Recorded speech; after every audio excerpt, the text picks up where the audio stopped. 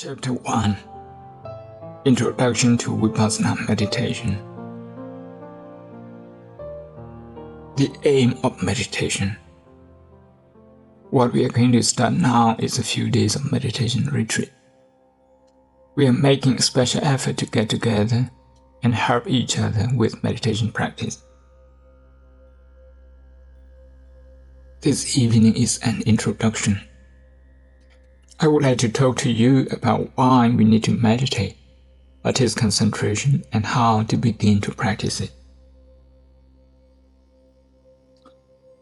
To keep yourself physically healthy, you go to a gym for an exercise, which is to make yourself stable and physically strong. In the same way, to have a stable and strong mind, we do meditation, which is mental exercise. Many people associate meditation, however, with superstitious and extraordinary ideas. But generally, meditation in Buddhism is a mental training. It may help us to understand meditation better by thinking of mind, metaphorically, as a scene from nature. Before we do that, please bear in mind that the mind cannot be compared with anything we can see with our eyes. The mind is so quick, wonderful, complicated, and also mysterious. The mind is like water in a lake. For the sake of our own understanding, we can liken our mind to a lake filled with lotus flowers and aquatic creatures. If you have a large lake filled with unpolluted water, you will have a green environment on which people around it can depend. The mind is something like the pure water and the lake is like our physical body. Imagine what would happen if there was a leakage of water. The lake would eventually go dry. The aquatic creatures and the lotus flowers would die. The green environment would no longer exist. People would no longer be able to depend on it. Here, note the word leakage. It suggests that the water is draining away without your knowledge. You are not aware of the leakage, the draining away, or the need to block the leak. Just like that, during the day, without any intention to think, thoughts just come into our minds and waste away our mental energy. We get exhausted after 20 or 30 minutes of being immersed in wandering thoughts. So what do? We push them away and sigh, which is a sign of being exhausted. Sometimes you cannot even sleep because mental energy is leaking away. Frustration at work is a leak. Agitation at work is also a leak. Mental energy is being wasted. You are not aware of it because it's just a leak. Worry is a leakage. If worry or fear is present in a person, then that worry is like a leak draining all his energy. That person will become exhausted. That will also affect his physical health. It's important to block this leakage of mental power. Just is crucial to protect the aquatic creatures and the lotus flowers in order to keep the environment clean and enjoyable. Suppose at work you meet someone behaving very arrogantly. It may be a colleague or a client. Let us suppose that you become very agitated. Agitation takes away mental energy. The day you feel agitation, you will feel more tired than on other days. This is not necessarily due to the workload, but because of agitation you experience at work. The next day, when you go to work, you may become agitated again. Suppose this happens daily. 1 week later, you come home and then may feel disturbed very easily. And you could start blaming others, sometimes your family, perhaps for a minor problem. You start quarreling, you start losing the ability to appreciate what your family is doing for you.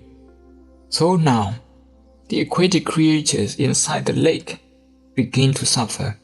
the lotus flowers are the members of your family. They cannot be happy around an agitated man. If someone is agitated in this room, not yet depressed, but simply agitated, then people cannot smile at all. The leakage of mental energy has that kind of effect on society, starting from your own family and friends. That is why it's important to know how our mind works and why we feel agitated, why we feel frustrated, why we feel unhappy, and of course also why we feel happy. So to know this, we meditate. When we discover our own agitation, frustration, disappointment, resistance, resentment, we should try to accept it and see it more closely. This will then surely lead us to understand it. Accepting the first noble truth. There are 4 noble truths. Suffering, dukkha satya, the cause of suffering, samudaya satya, the end of suffering, nirodha satya, and the path leading to the end of suffering, magga satya. The first one, the noble truth of suffering, means suffering exists in reality. War is suffering, agitation, aversion, frustration, and disappointment are all suffering. We do not normally accept these as suffering. Instead, we try to justify our own emotional reactions such as agitation. We try to blame others for our agitation instead of trying to understand and accept it. Suffering is an inseparable element of life.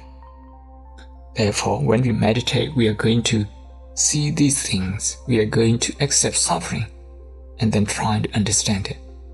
Vipassana meditation is about trying to understand the first noble truth, a universal experience. It's not for the Buddha, it's not for me, but for the one who meditates. We cannot share our meditation achievement, but the lack of meditation achievement is rather obvious. The state of our mind in relation to our environment will be reflected or indeed determined by whether or not we meditate. This is why it's important to meditate. Let me now say something about meditation. The English word meditation does not contain any special Buddhist ideas. Some people think that meditation is to sit quietly, closing your eyes, thinking only what is good in your life, ignoring all that is bad, cultivating an optimistic view.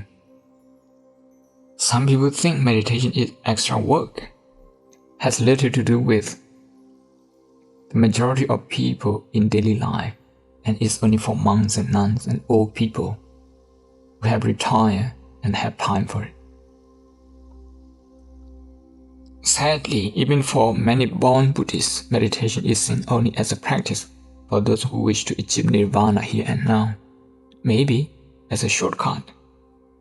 If you are not concerned about nirvana or becoming an arahant, in their opinion, you do not need meditation. In some religions, meditation means reflection on something in the past, what you have done, both good and bad. In our case, in the case of Buddhist meditation, to understand meditation, we have to go back to the original word in the Pali language, which is bhavana. Bhavana means to develop mental ability. We believe that as human beings, we have the ability to make our minds stable and concentrated, and make full use of it to understand, to think, and to create something wonderful. Nevertheless, this ability within us is only a seed. We have to nurture it, to enable it to grow. Although we have the ability to be mindful, to be concentrated, and to understand, like seed, which means a seed, it will not become a plant until you grow and nurture it. The mind remains undeveloped without proper mental exercise. The technique you to do is called meditation. The technique to develop the mind. When we meditate, we explore and we try to discover how the mind works. The technique was discovered and taught by the Buddha, but we have to see it for ourselves. We need a technique to develop our mind, our mental energy, like the way we develop our muscles in our body. Meditation object.